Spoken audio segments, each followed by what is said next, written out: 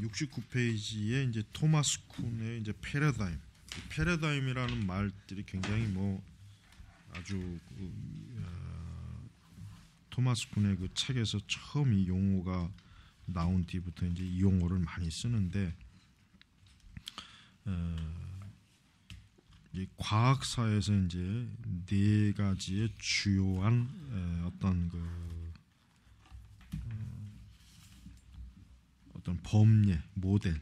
그래서 여기서 이 책에서 지금 보면 그 자연이 수학적인 질서를 가지고 있다는 그 피타고라스의 모델.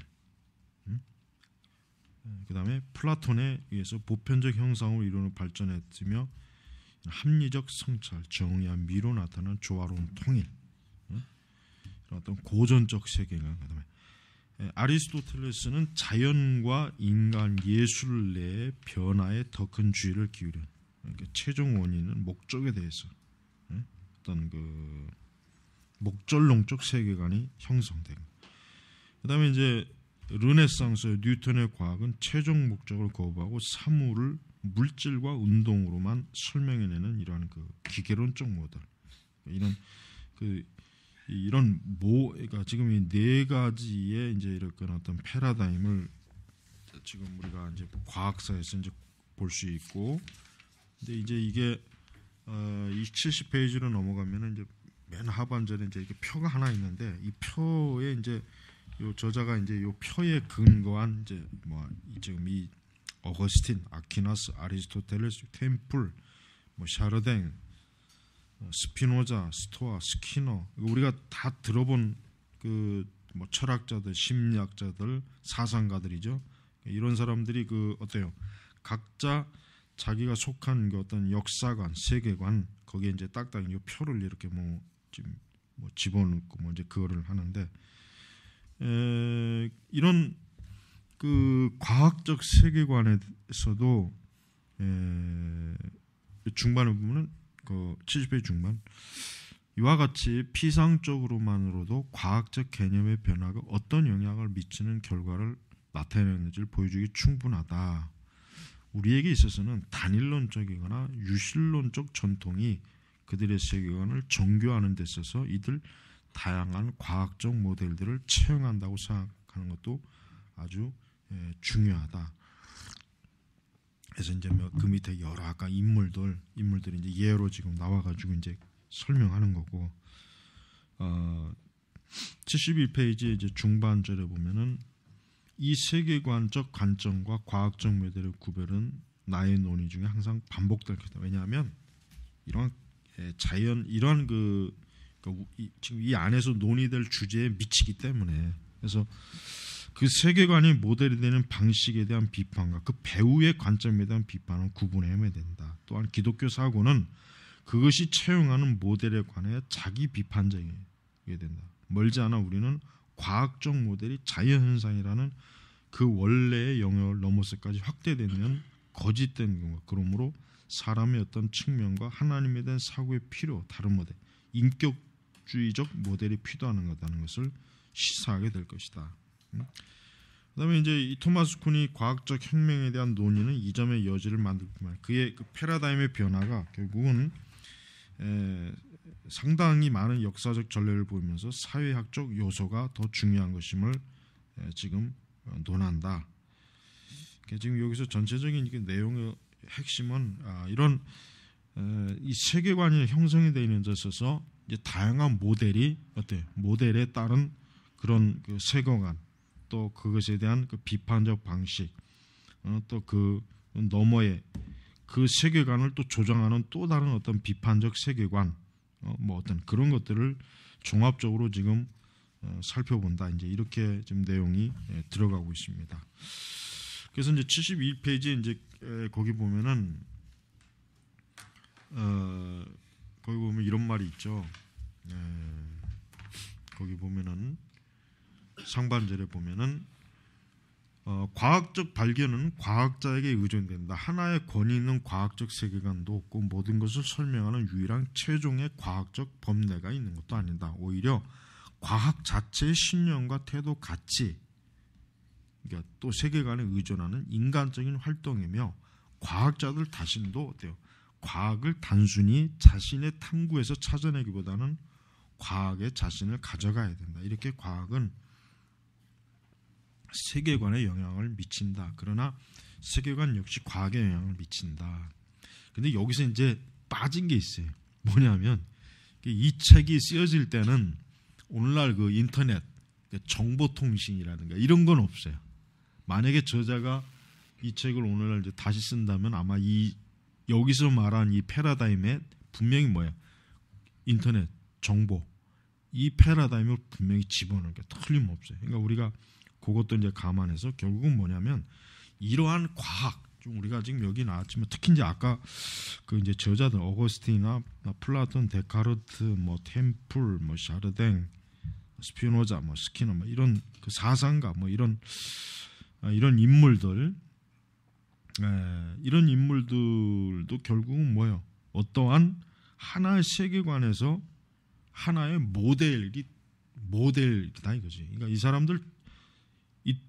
이 사람들이 어떤 한 사람이 그러니까 모든 세계관을 다 이렇게 총괄할 수는 없다.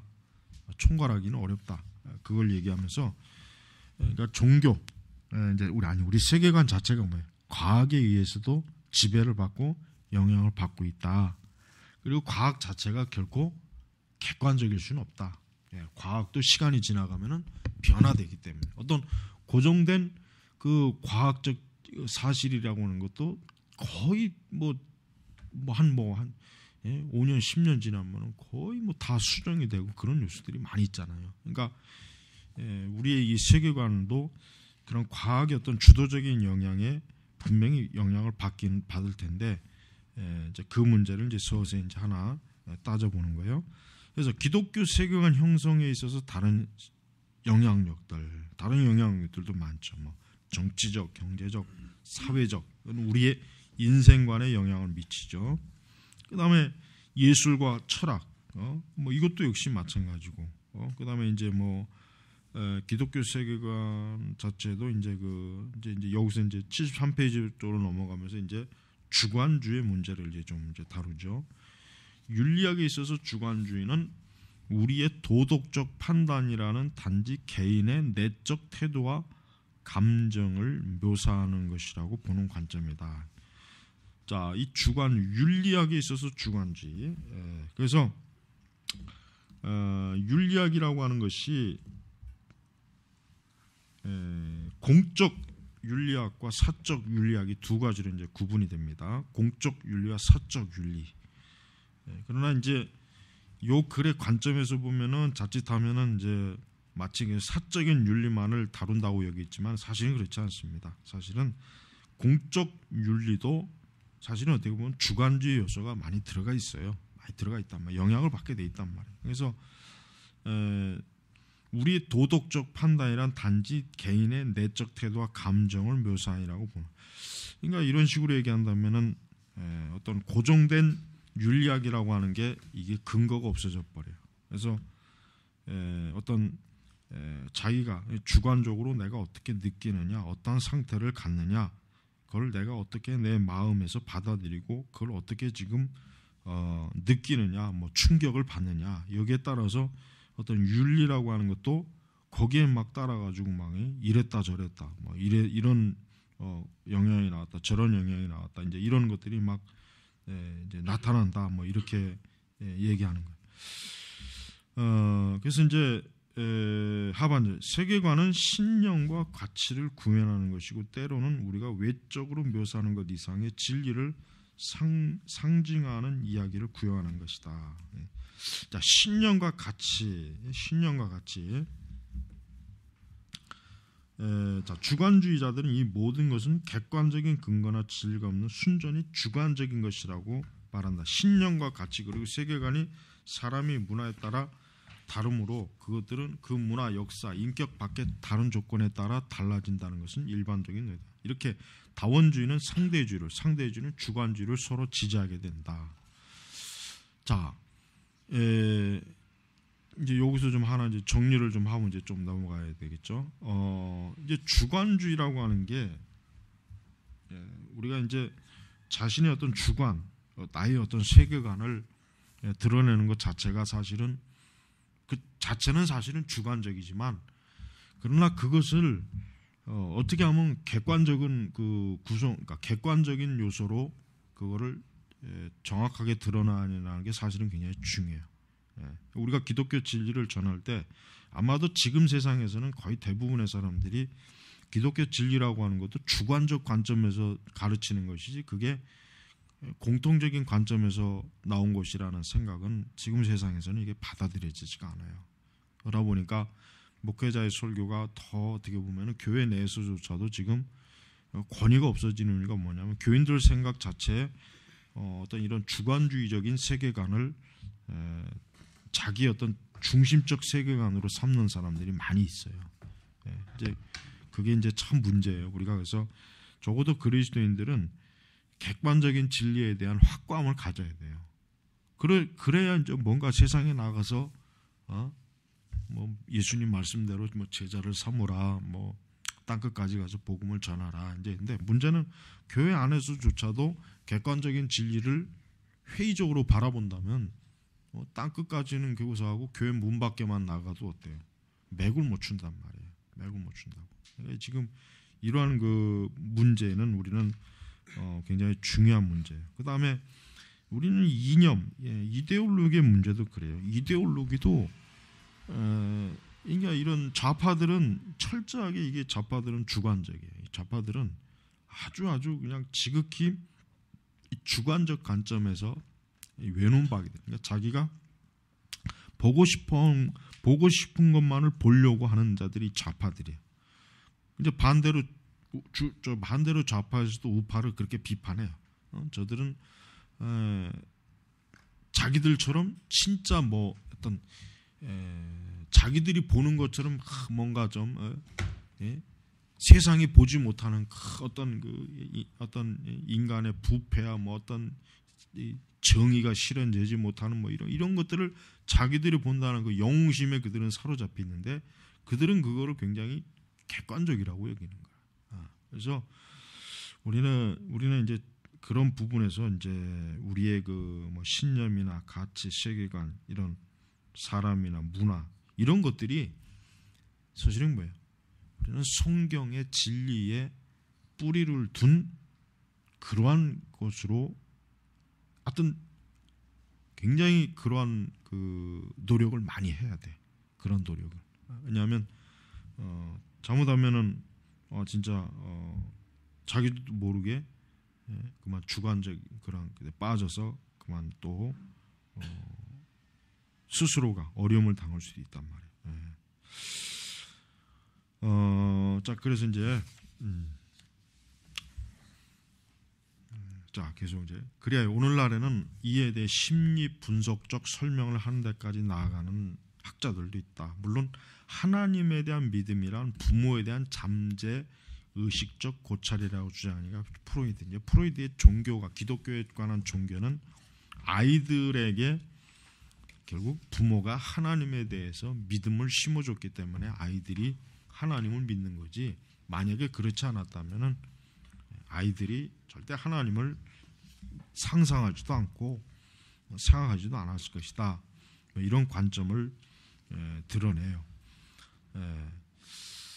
자, 그러나 우리는 이런 관점에 대해서 참 정말 주의해야 돼요. 지금 여기서 나오는 이런 여러 글들을 보면은 사실은 뭐 우리 그 사고와 정신과 마음의 그 전반적인 것들을 지금 이제 뒤흔드는 그러한 그 세상의 것들을 지금 보여주고 있어요. 자, 계속해서 위즈덤은 18세기 철학자 조지 버클리는 오물과 배설물에 대한 병리학적인 혐오 때문에 사물의 독립적 실제를 부인하였다고 한다. 좀 더 일반적으로 말하면 모리스 라제로비치와 말과 같이 형이상학은 결국 소원 성취의 주장이다.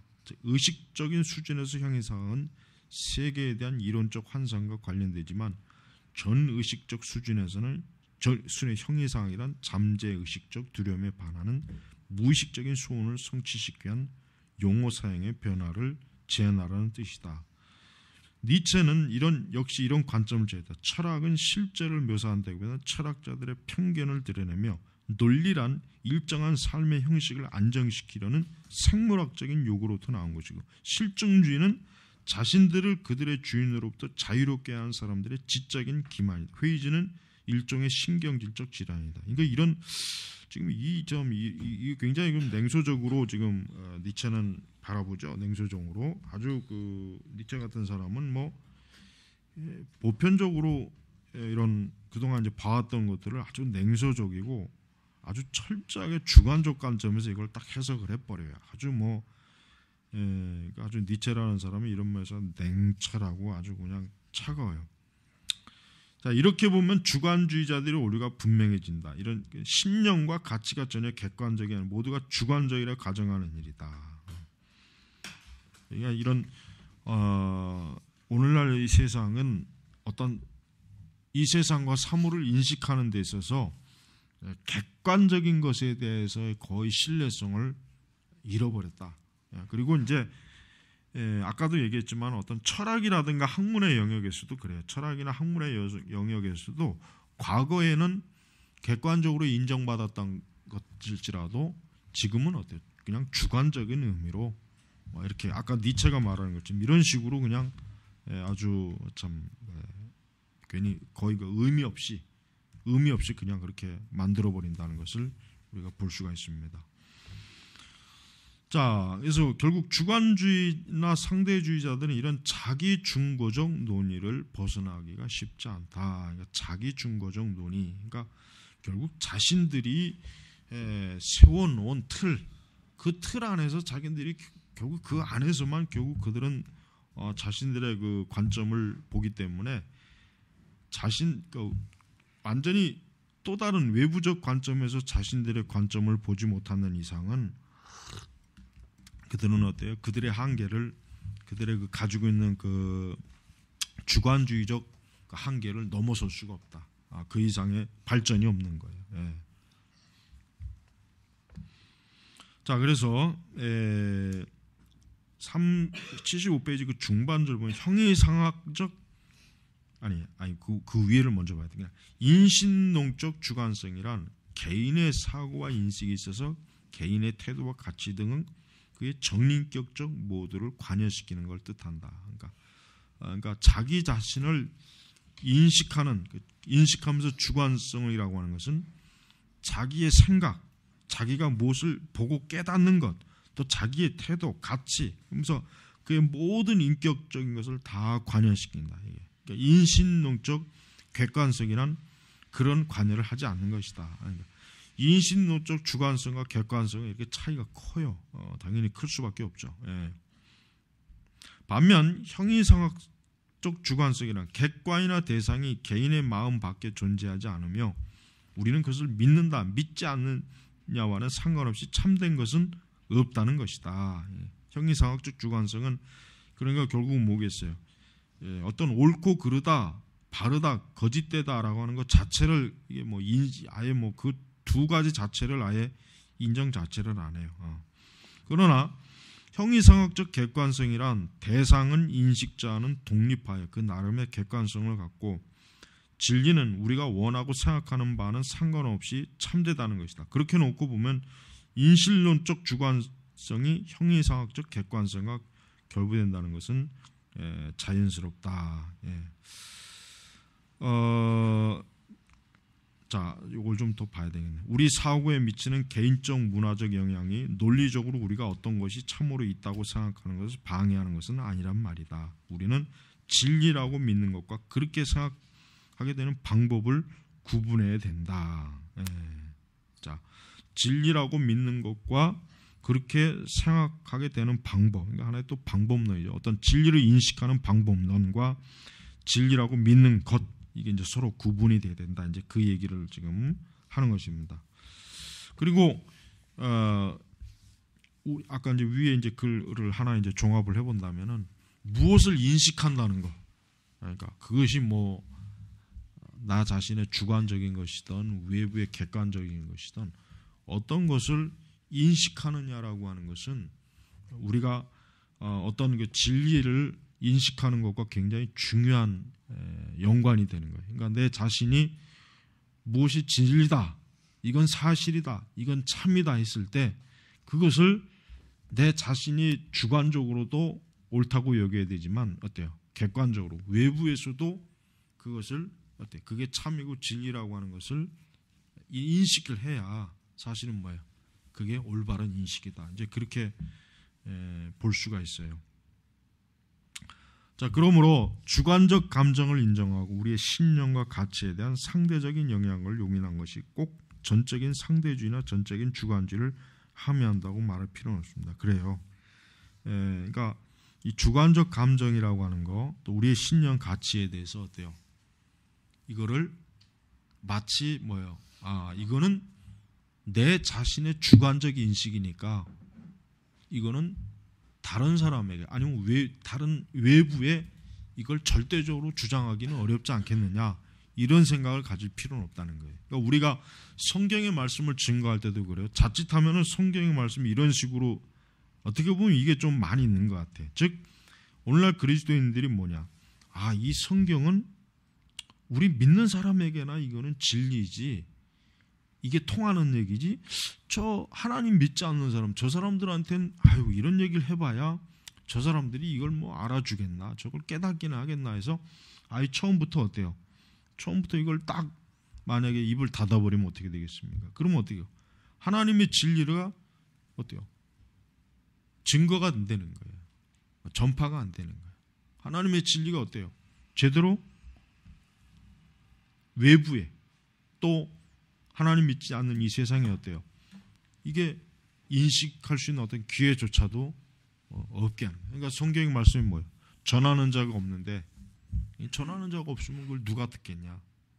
그러니까 우리는 하나님의 진리라고 하는 것, 진리 자체도 우리가 알아야 될 게 있어요. 내가 성경의 말씀, 계시적 진리를 인식할 때 그거를 내 자신의 주관적이라고 여기지 말고, 또 그렇게 여긴다고 해도 문제가 될 건 없지만은 이 진리는 뭐예요? 분명히 외부에 있어도 타인에게도 객관적인 진리로 될 수 있다, 이렇게 우리가 보면 되는 것입니다. 그렇게 우리가 여기도 전혀 문제가 되지 않아요. 자, 그래서 이제 우리 76페이지, 사물에 대한 객관적인 고려가 가능하고 공적인 사실을 말하는 것도 가능하다.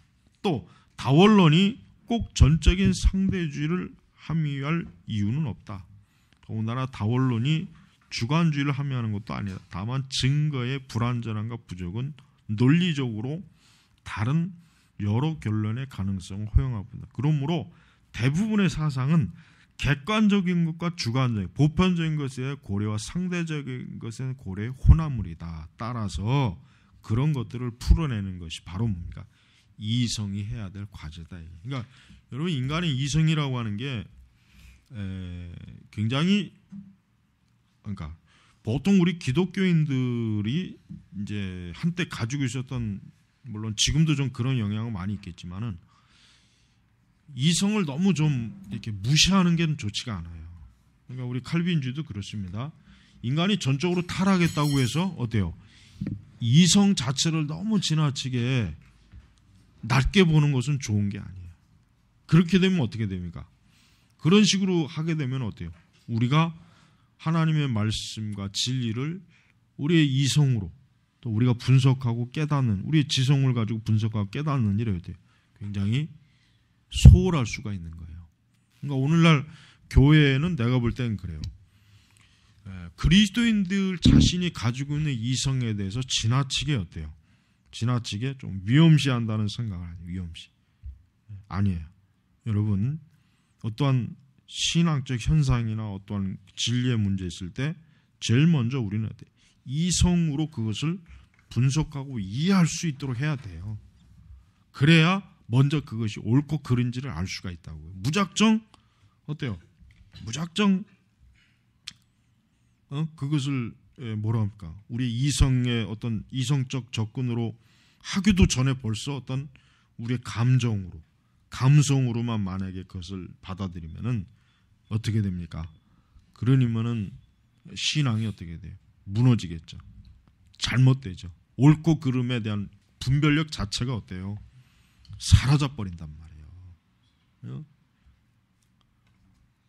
그래서 우리가 주의해야 될 게 뭡니까? 우리가 어떤 철학자의 견해를, 예를 들면 우리가 칸트가 어떤 말을 했다 하면은 아마 대다수의 사람들은 칸트가 말했으니까 저거는 뭐 틀림없는 객관적인 게겠지, 그렇게 보통 오해를 하는데 그렇지 않습니다. 칸트의 많은 주장도 결국은 거기에 얼마나 그가 오류가 가득한 인식, 그러니까 그의 인식론에서 받아들인 오류가 가득한 사실이 거기 얼마나 많이 있다는 걸 알아야 된단 말이에요. 그러니까 우리가 세상의 어떤 그 지식이나 철학 그런 걸 볼 때 우리가 주의해야 될 게 뭐냐면은 거기 자체에도 뭡니까? 절대 지금 여기서 나왔잖아요. 객관적인 것과 주관적인 것, 보편적인 것과 상대적인 것, 이게 뭐예요? 혼합이 된 거예요. 혼합이 된 거예요. 하지만 우리가 이제 성경은 어떻게 봐야 됩니까?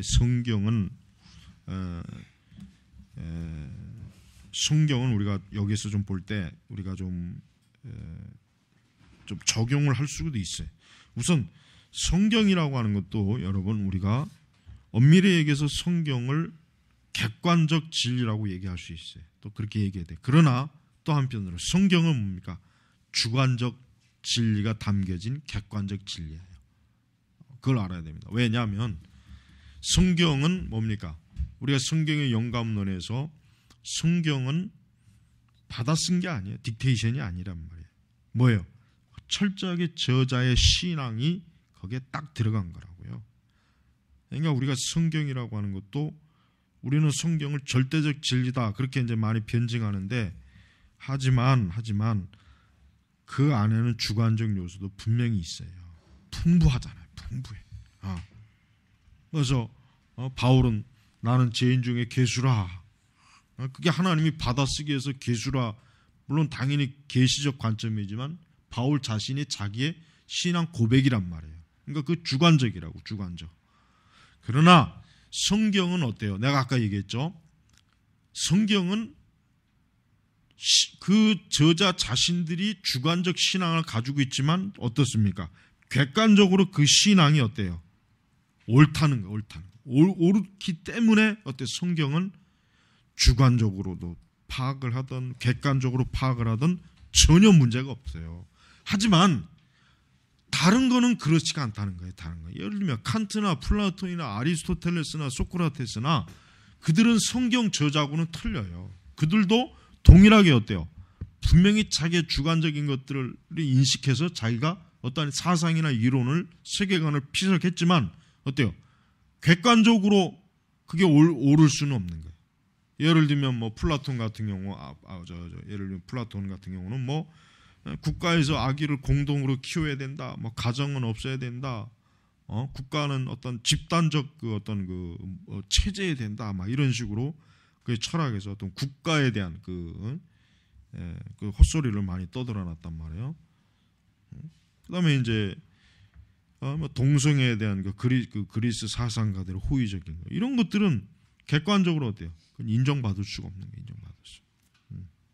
그래서 우리가 어떤 그 무엇이든 마찬가지예요. 사상이든 이론이든 철학이든 무엇이든 간에 우리는 그것이 항상 그 안에는 주관과 객관, 보편과 또 상대적인 것과 이런 것들이 다 뒤섞여 있는 가운데 어떤 그 사실을 주장하는 것이 있다. 이제 이런 것들을 우리가 좀 살펴봐야 되는데, 그러나 그런 것들을 푸는 게 뭡니까? 우리 이성입니다.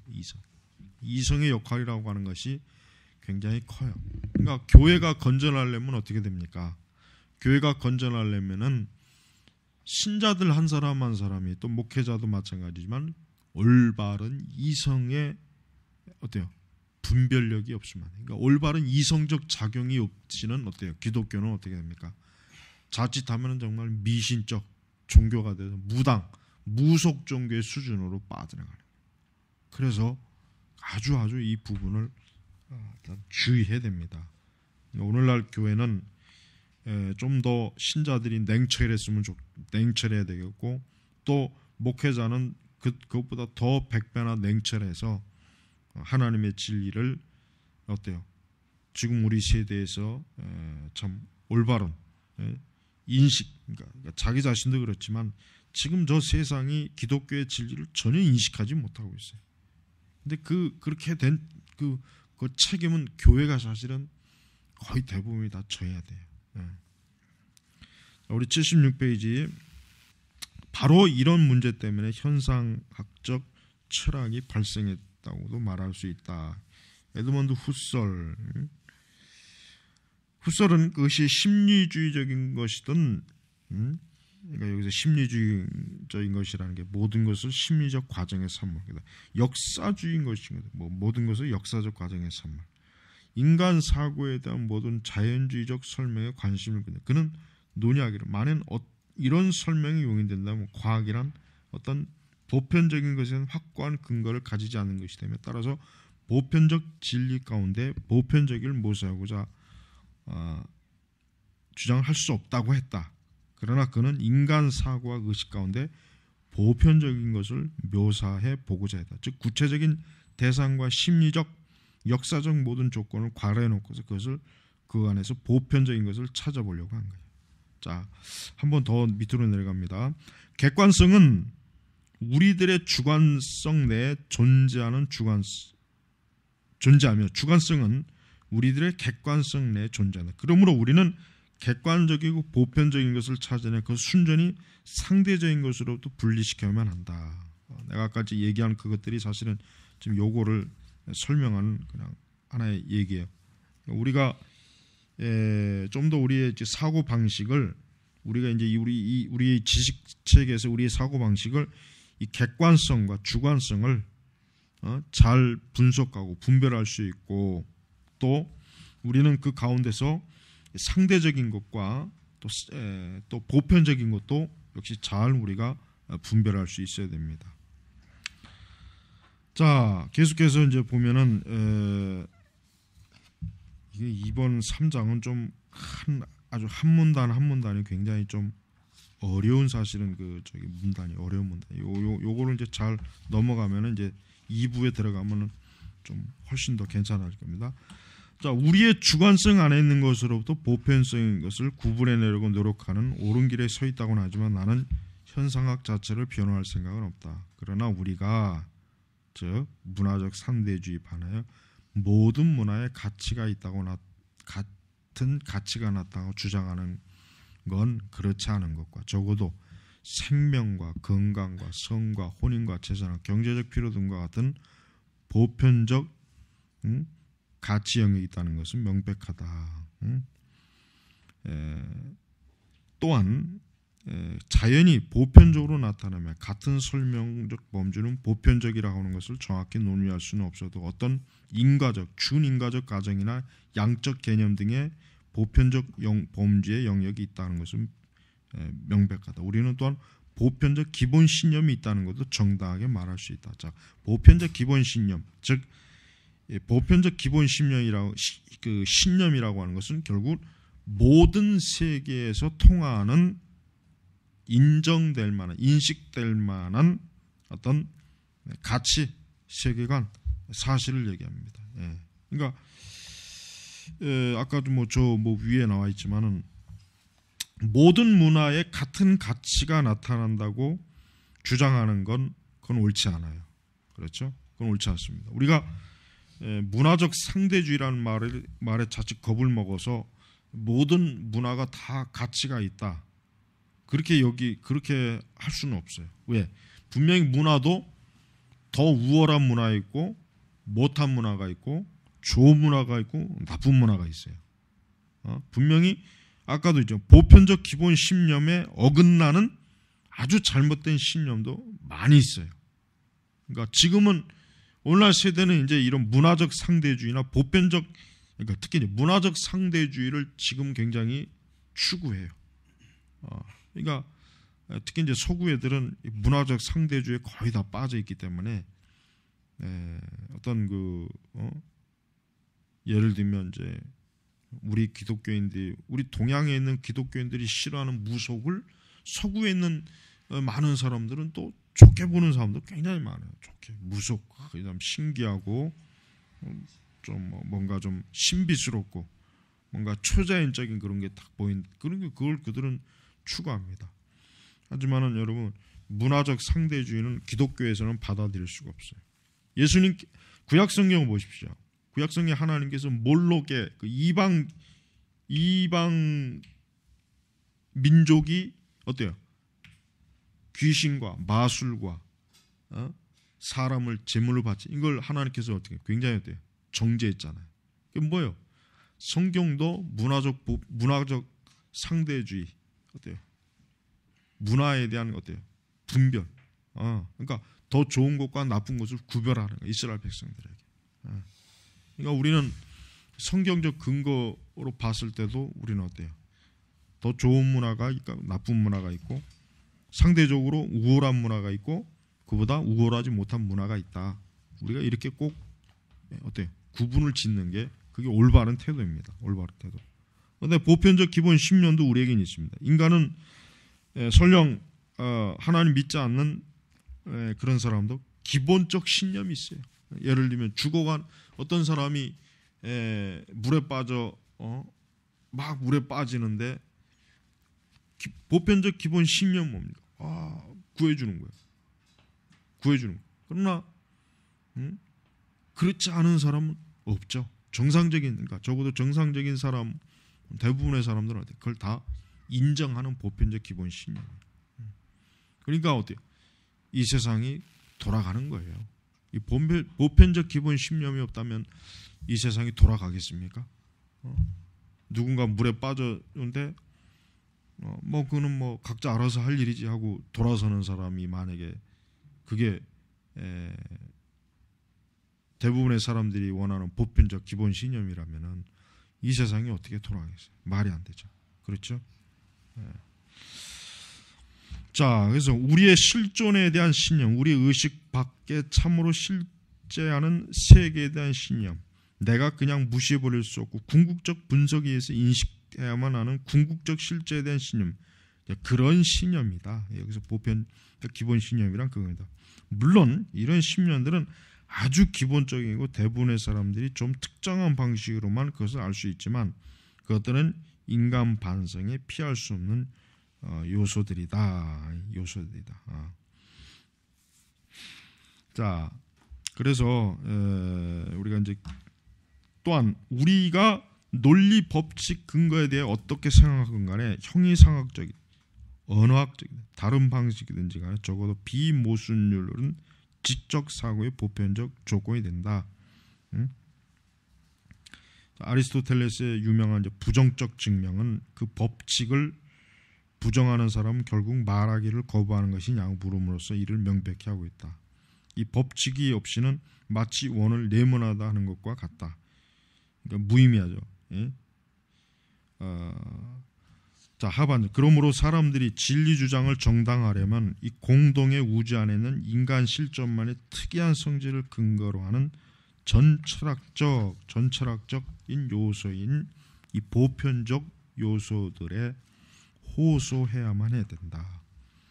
우리는 칸트가 이런 보편적인 것들을 인간 정신으로 옮겨 그것들을 사고의 주관적인 원칙으로 축소시켰다고 그걸 비판할 수 있다. 여기서 말하는 칸트 철학의 깊이를 논의하지 않더라도 두 가지는 첫째, 우리는 인신론적 주관성이 꼭 형이상학적인 주관성을 필요한 것이 아님을 이미 말한 바이다. 적어도 우리 사고에 대해서 독립적 보편적 범주형과 기본적인 심령이니까 논리 법칙은 있을 수 있다.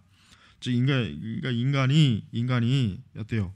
적어도 사람은 그 사람의 사고 체계 안에서 그 사람만의 독립적 보편 영주가 다 있다.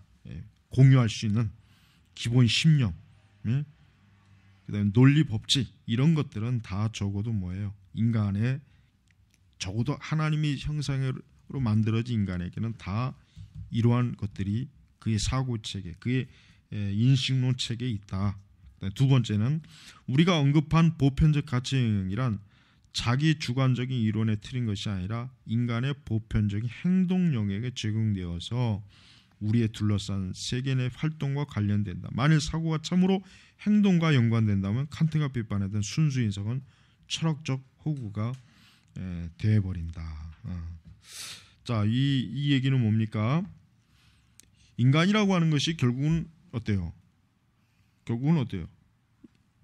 자, 보편적인 인간의 삶은 사람 배가 고프면은 먹고, 뭐 피곤하면 잠을 자고, 또 뭐 일을 하고, 뭐 무슨 일이 있으면 어디를 뭐 이렇게 활동을 하고, 이런 보편적 행동 영역은 뭐예요?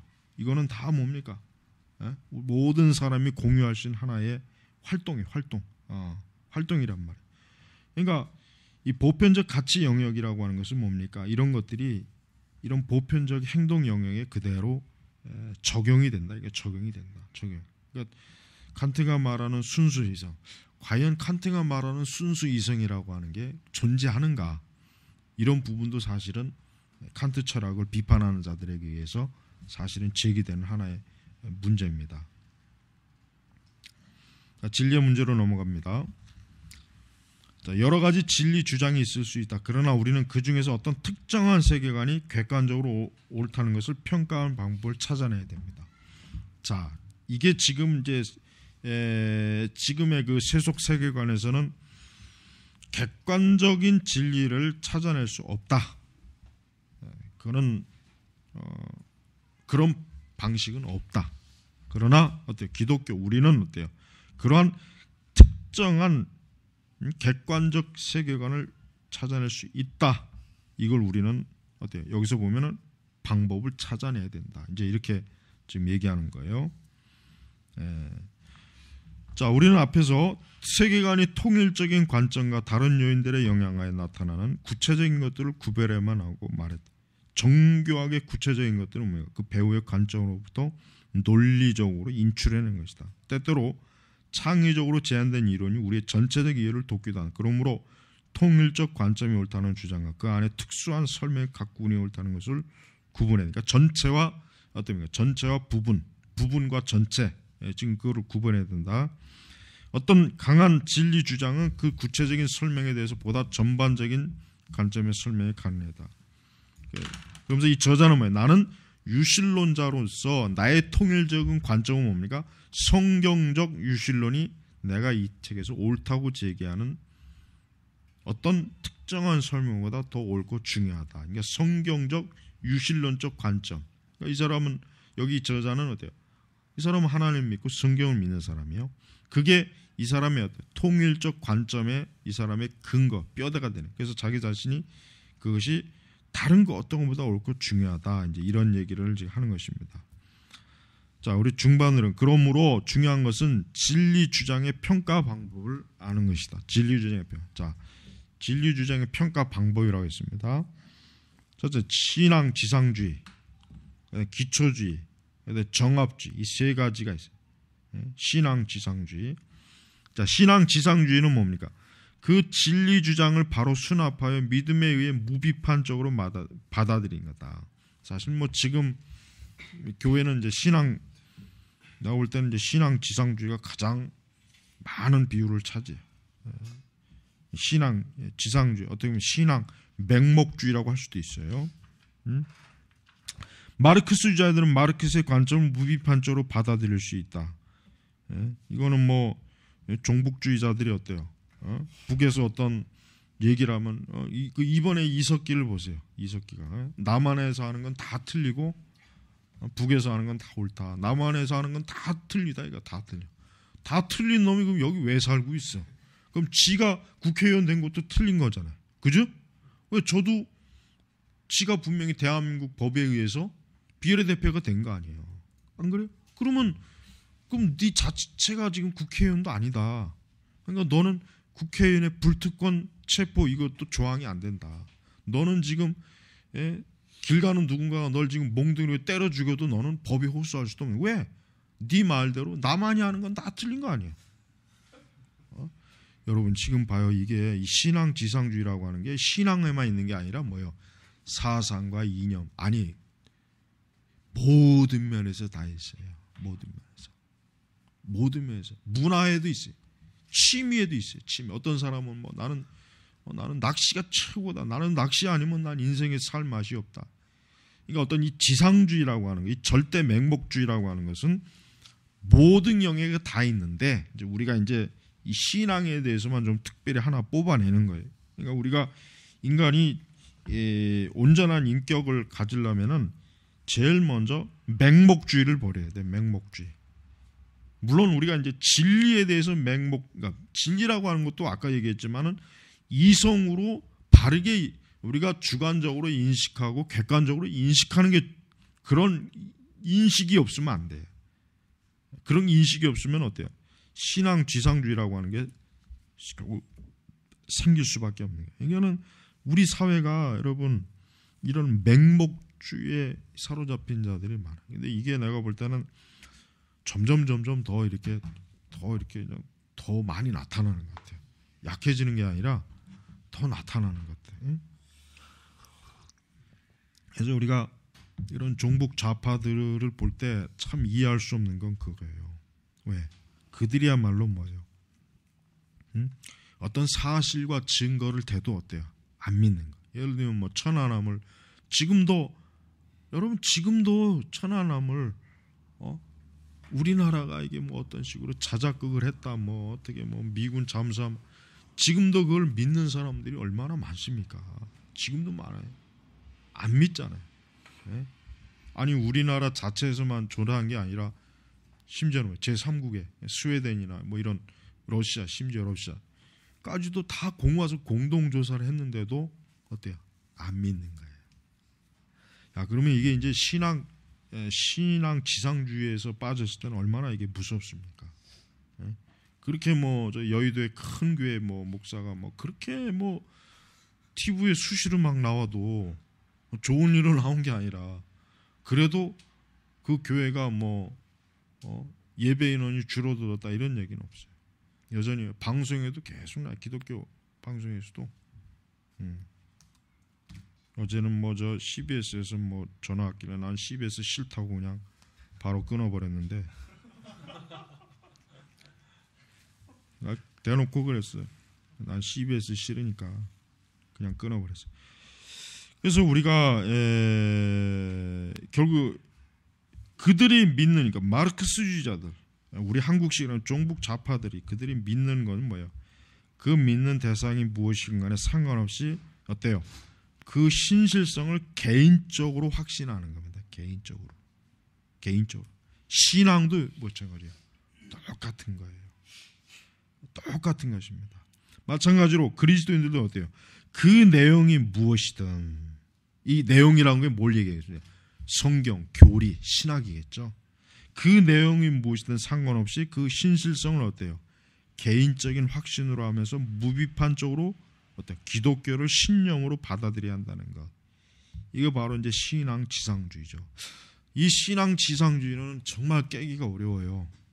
내가 사실은 카페에서 하는 활동이 사역이 사실은 이런 신앙 지상주의, 어떤 맹목주의. 그러니까 이런 사실이 있다. 그러니까 이걸 바르게 알고 그 헛된 것에 돌아서라. 사실 이걸 계속 반복적으로 내가 얘기하는 거예요. 사실은 그렇죠. 그런데도 어떻습니까? 이걸 따르는 사람이 있습니까? 그렇게 많지는 않아요. 그렇게 많다면은 뭐 벌써 수천 명, 수만 명, 수백만 명이 다 모였어야죠. 그러나 그렇지 않단 말이에요. 또 반대로 저 큰 집들이 어때요? 무너졌어야 된다. 근데 안 무너지잖아요. 저 강남에 있는 사랑의 큰 집 보세요. 그 사건 이후에 새로 뭐 예배당 지으니까 어떻게 됩니까? 더 많아졌어요. 없어질 것 같죠? 왜 그렇습니까? 신앙 지상주의예요. 신앙지. 또 뭐 저 홍대에 있는 그 이상한 집. 거긴 더 내가 볼 때는 거기는 대한민국 모든 교회에서 나는 거기가 신천지보다 더 이상하다고 생각해. 이단들이야 그러려냐 하지만은 저기는 어때요? 뭐 저 지금도 노예 그 가입이 됐는지 안 됐는지 보지. 만약에 그 노예 가입시키면은 그거 노예 있는 그 자들은 그거 아주 정말 인간이 아니에요. 그러니까 여러분, 근데 나는 이래요. 여러분이 알아야 될 게 있어요. 이게 다 뭐예요? 목회자가 어때요? 목회자 자신이 이런 맹목주의자들이기 때문에 그래요. 목회자들 자신. 그래서 이게 참 문제라는 거예요. 자, 우리 잠깐 쉬고. 수주의 핵심은 나왔죠. 무비판적인 수용이다. 그러면 이 무비판이라고 하는 게 뭐예요? 무비판. 이게 중요한 거예요. 여러분, 세계관이라는 건 내가 전에도 아마 이제 강의할 때 얘기한 세계관은 뭐예요? 우리의 지성에 그물을 만드는 거예요. 그물. 쉽게 얘기하면은 물고기의 그물이 촘촘하면 촘촘할수록 어때요? 고기는 촘촘한 정도에 따라 고기의 크기가 걸리는 게 달라요. 예를 들면 물고기가 그물을 엉성하게 넓게 그물을 만들면 어때요? 작은 고기는 다 빠져나가죠.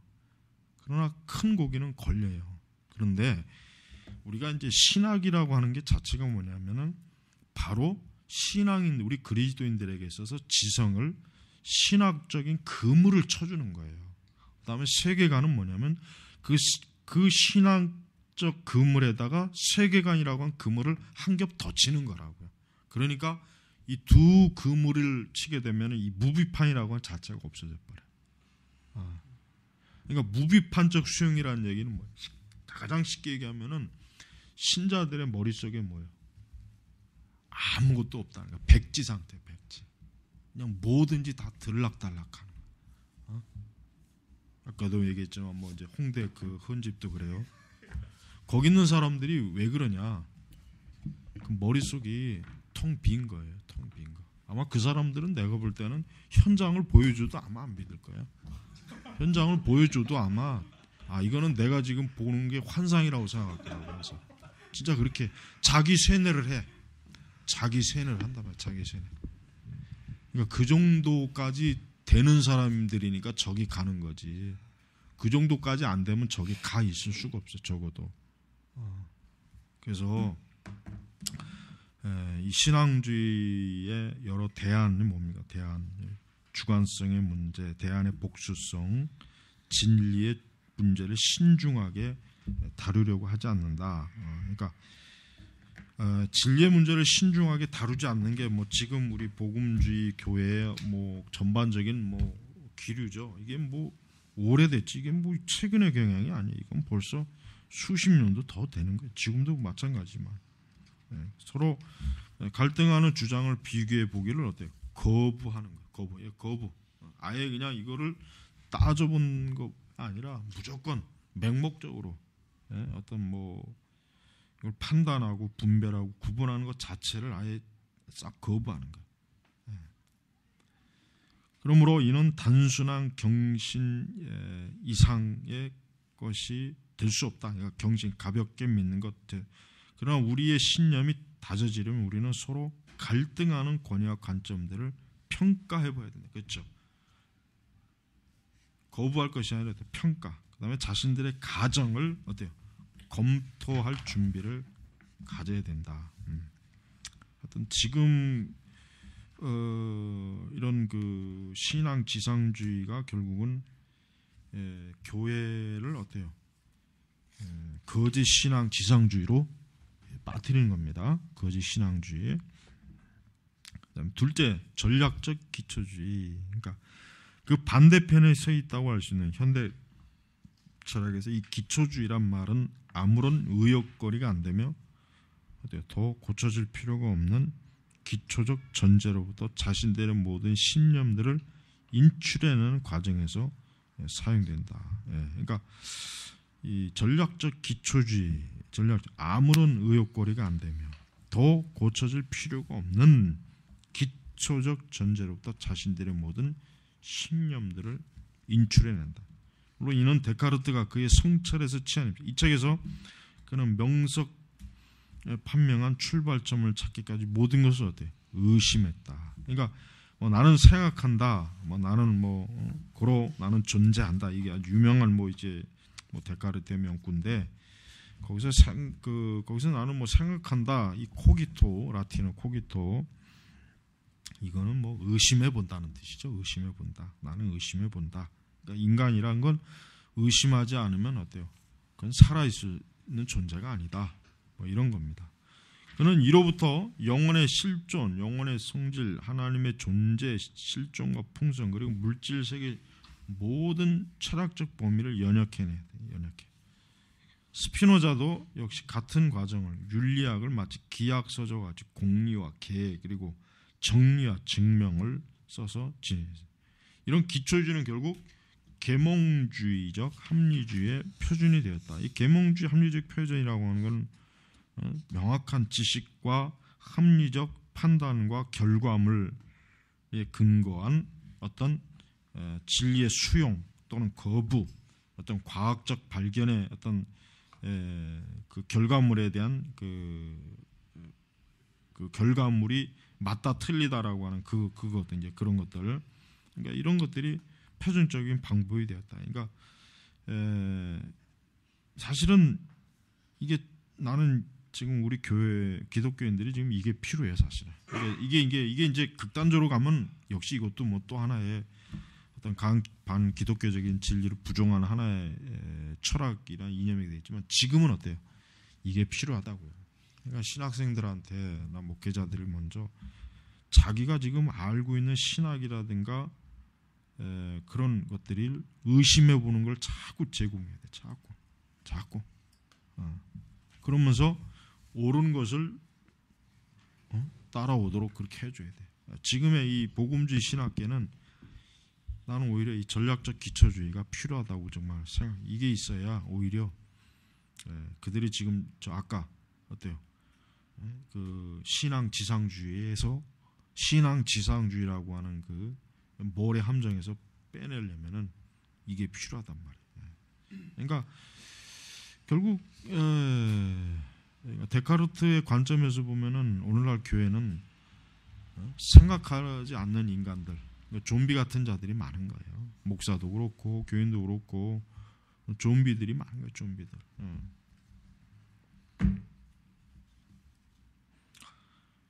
현대 들어와서 에이어나 러셀, 로레리 키슬럼은 논리적 신주의자는 좀 더 변형된 방법이나 변형된 것이야. 이런 방법을 사용한다. 자, 기독교 사상가들 가운데서 이런 전략을 취하는 사람들이 있으면 자연신학의 전통은 신존재에 관한 증명과 이 경우에 속한다. 자연신학. 그러니까 여러분 계시 자연신학으로 하나님의 존재를 증명하고자 하는 게 바로 중세 시대의 신학이었어요. 중세 신학부터 아주 그냥 끈질기게 뭐 토마스 아퀴나스도 이제 이 부분에서 자연신학으로 하나님을 증명할 수 있다. 이제 그렇게 얘기한 것이고. 자, 그러나 이를 전반적인 세계관으로 택할 경우에는 어려움이 따른다. 물론 이 전략은 특정한 명제를 증명하는 데는 적합한 전략이다. 그런데 세계관이란 단순한 일련의 명제의 신념이 아니기 때문에 문제가 생기다. 만일 세계관이 연역적 세계관이라면 이런 기초주의의 필요로 그 순간에 한 번으로 논리적 추리로 세워줄 수는 없다. 그렇습니다. 이 세계관을 어느 하나의 명제로 분석한다는 것은 그건 불가능해요. 그건 뭐 있을 수가 없는 일이에요. 그건 말이 안 되는 거예요. 그러나 또 세계관이 연역적인 체계라면 충분히 판명한 첫 전제는 논리적으로 통일된 관점, 구체적 설명을 포함할 수 있어야 된다. 그리고 우리가 지금 가지고 있는 것보다 더 분명하고 의심할 여지가 없는 기초를 요구하게 된다. 그래서 데카르트식의 철학뿐 아니라 현대 철학도 역시 그들이 주장하는 대로 전혀 전제가 없는 것은 아니기 때문에 철학에는 항상 어느 정도 자기 관점적 그 관점이다. 자기 관점적. 그러니까 자신이 바라보는 어떤 하나의 기준점을 딱 가지고서 그러니까 어떤 것이든 간에 이게 없이는 안 되겠죠. 어떤 출발점이 뭔 짓을 해도 출발점이 있어야 뭔 짓을 할 수 있는 기반이 있을 거 아니에요. 그러니까 지금 자기 관점적인 것이 있다 이제 이렇게 얘기합니다. 실제로 이제 정합주의는 필자가 취하는 전략인 바 이는 한 신념은 우리가 알고 있는 믿던 것들의 전체적과 내적 정합에 의해 정당화된다. 그러니까 다른 두 가지 대안에서 발견했던 문제들과 이 전략을 정당화할 수 있는 우리가 진리의 통일성이라고 부르는 것, 즉 전체로서의 진리는 서로 연관되고 정합적인 유기체를 이루고 있다는 것이다. 나는 이를 지지할 수 있는 세 가지 이유. 첫째, 논리에서 보편적 원칙인 비모순율. 우리가 진리라고 주장하는 모든 것은 논리적 일관성을 주장하기 때문에 적어도 비교할 수 있기 때문입니다. 논리적 인과성, 논리적 일관성. 둘째로 우리가 1장에서 밝힌 바와 같이 이의 추구란 다양성 가운데 통일성을, 다수 가운데 하나를 찾아가는 것인데, 진리의 통일성은 뭐예요? 바로 그런 추구의 이상을 표현해 주는 것이다. 세 번째, 유실론자들은 전지하신 하나님께서 모든 것을 자신의 창조적 능력과 목적에 관련하여 보신다. 즉 모든 것을 서로 연관된 전체로 보신다는 것이다. 그렇습니다. 하나님께서 만약에 세상을 창조한 게 맞다면 이게 맞아요. 그러나 하나님이 세상을 창조하지 않았다면 지금 이 세 번째 이 논증은 전혀 어때요? 아무 의미가 없어요. 서로 연관될 수가 없기 때문에. 그러나 그렇지 않죠. 이 사물의 상호 연관될 통일성은 우리가 믿는 바 전반적인 정합성이 증언할 진리의 통일성을 함의하고 있다. 이 정합적인 통일성 안에 특정한 신념들이 서로 뒷받침받지만 이것이 꼭 논리적인 함축의 방식에 의한 것일 필요는 없다. 한 이론이 그것이 말하는 소요 전반의 다른 이론들이 주장하는 모든 것에 대해 책임을 가진다고 생각해보라. 볼터스트로르프는 다른 이론들 규제 신념이라고, 소요들을 소요 신념이라고 하면서 무엇이 어떤 특정한 이론에 수납되려면 그 이론 내에 이 둘 모두가 올려야 한다고 말한다. 자, 그래서 우리 이제 또 하반절 보편적 논리 법칙. 보편적 논리 법칙은 그 논리를 함의로 이끌어냄으로써 일련의 자기 신념의 모순에 빠지지 않게 한다. 세계관은 내적인 일관성을 가져오고 그 세계관이 받아들이는 또 일반적인 신념들과도 일관된 일관성을 유지해야 된다. 이 보편적 가치의 영역, 자, 보편적 논리의 법칙, 보편적 가치의 영역, 보편적 행동 영역, 보편적 가치 영역, 한 세계관이 반드시 관련한 모든 범위와 다양성을 설명한다. 보편적 가치 영역 내에 가치들은 뭐예요? 서로 일관성 있는 통일체. 그다음에 보편적 행동. 자, 보편적 논리, 보편적 가치, 보편적 행동 영역은 이 세 번째 보편적 행동 영역은 인간 행동의 목적과 수단을 말하고 또 각 영역의 인간의 삶 절반에 의미를 부여해야만 한다. 그다음에 보편적 사고 범주. 보편적 사고 범주. 이 보편적이란 말은 뭐예요? 보편적이라는 말은 결국 특정이 아니라 범공유적. 그러니까 모든 영역에서 다 어때요? 통용되는 것이란 뜻이에요.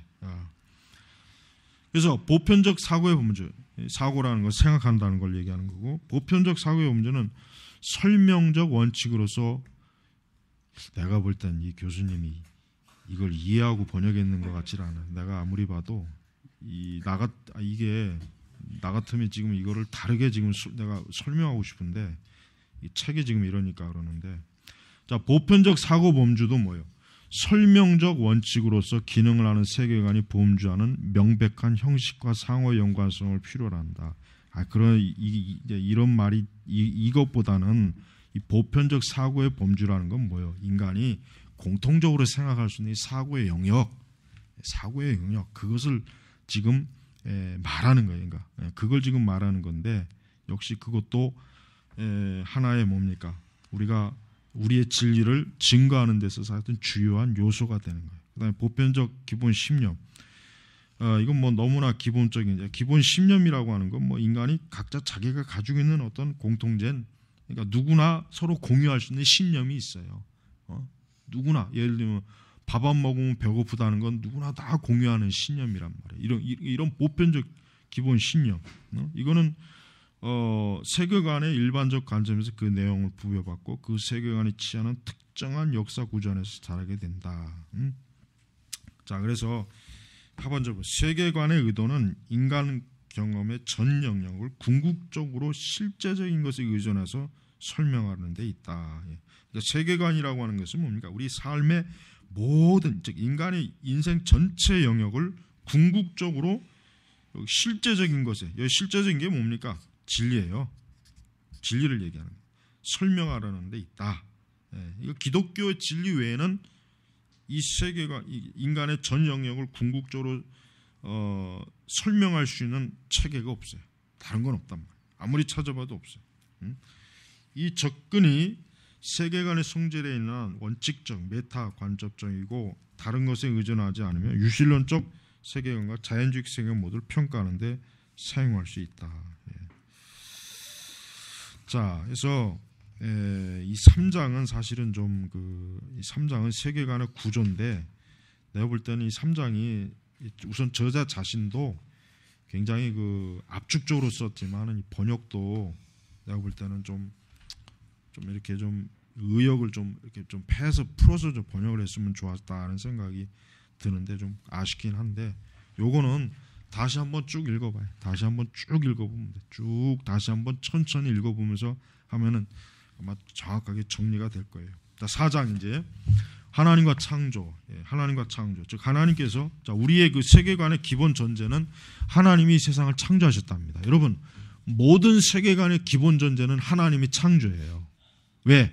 하나님이 만약에 이 세상을 창조하지 않았으면 세계관 자체가 필요가 없어요. 그러니까 여러분 우리가 타 종교의 세계관을 무시할 수 있는 이유가 뭐냐면 타 종교관은 뭐예요? 그들의 종교의 기초는 하나님이 세계를 창조했다는 기초 개념이 없어요. 그러니까 불교적 세계관, 유교적 세계관, 힌두교적 세계관, 그외 이슬람적 세계관 다 세계관이 있는데 그 세계관들은 왜 문제냐면은 하나님께서 세상을 창조했다는 가장 기본적인 어때요? 세계관이 밑바탕이 없는 거예요. 그러니까 사실은 다른 세계관은 쉽게 얘기하면은 이 허공에다가 건물을 사실 어떻게 보면은 지으려고 하는 거예요, 사실은. 근데 안 되죠. 무너지죠. 허공에다가 건물을 지으려고 해봐야 이거 되나? 안 되죠. 왜? 뭔가 밑받침이 있어야 되거든. 그러니까 기독교 세계관의 전반적인 가장 기본은 뭐예요? 하나님이 세상을 창조했다. 자, 우리가 참조해야 할 보편적 기본심 중에 어떤 궁극적인 실제를 인정한다는 것은 중요하고 근본적인 일이다. 보다 구체적으로 말하면 우리가 인정해야 될 실제 본성은 어떤 것인가? 물질인가? 자연법칙인가? 무관심과 비인격적인 세력인가? 아니면은 우주의 의식인가? 아니면 인간의 모든 실존 운명? 뭔가? 아니면은 인격적인 하나님인가? 그렇죠? 인격적인, 즉 보편적 기본 신념에서 궁극적 실제를 인정할 때 가장 중요한 근본적인 일, 보다 구체적으로 말하면 우리가 인정해야 될 실제 본성이 뭐냐? 실제 본성은 뭐냐? 우리 기독교는 인격적 하나님. 그래서 이 인격적 하나님이 결국 뭐예요? 아까 이제 우리가 3장에서 읽었죠. 3장에서 우리가 보편적 논리 법칙, 보편적 가치 영역, 행동 영역, 보편적 사고 범주, 신념 기본. 그러니까 이거를 결국 이것을 궁극적으로 떠받치는 게 뭐냐면 인격적인 하나님이에요. 인격적인 하나님이 없다면은 여기서 말한 이 3장에서 말한 이 보편적이란 말 자체가 이게 아무 의미가 없는 거예요. 그 뭐가 보편적이냐? 이거 뭐가?